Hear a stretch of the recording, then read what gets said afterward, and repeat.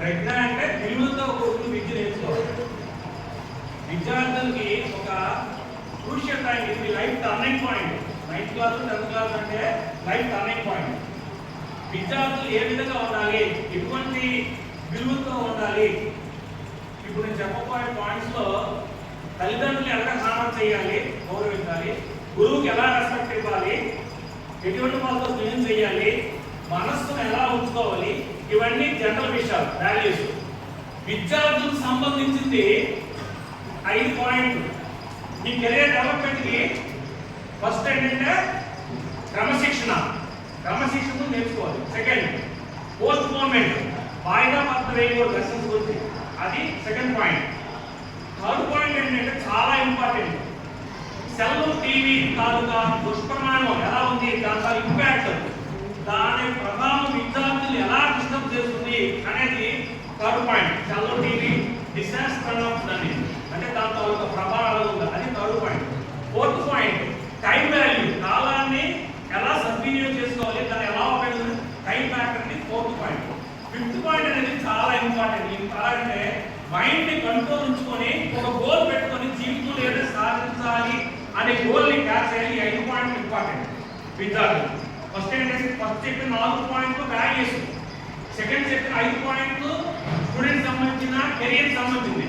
ఈ 9 పాయింట్లు కాకుండా మరొక 4 పాయింట్లు ఎటువంటి వాళ్ళతో స్నేహం చేయాలి, మనస్సు ఎలా ఉంచుకోవాలి, ఈ రెండే కాకుండా పుస్తకాన్ని మంచి పుస్తకాలు చదివి మానవీయ చరిత్ర ఎలా తెలుసుకోవాలి, మన జీవితాన్ని ఎలా ప్రూఫ్ చేసుకోవాలని ఈ 4 పాయింట్లు, మొత్తం 13 పాయింట్లు. ఈ 13 పాయింట్స్ లో మనకి ఒక సక్సెస్ కలడానికి ఒక బూస్టప్ ఇవ్వాలి అంటే తల్లిదండ్రుల్ని ఆనంద చేయాలి, గౌరవించాలి. వాళ్ళ బ్లెస్సింగ్సే, అమ్మా నాన్న తాలూకా బ్లెస్సింగ్స్, వాళ్ళ ప్రేమాభిమానాలు మీరు చేసే ప్రయత్నానికి కొంత సహకరిస్తుంది. ఎందుకంటే తల్లి ప్రేమని తండ్రి ప్రేమని ప్రపంచంలో ఎవరో వెనకట్టలేరు. వాళ్ళ జీవితం అంతా మీకోసమే, మీరు బాగుండాలి, మీ కెరీర్ బాగుండాలి ఆలోచించి మీ వెల్ఫేషన్స్ కావాలంటే ప్రపంచంలో ఒక అమ్మా నాన్న మాత్రమే మీ వెల్ఫేషన్.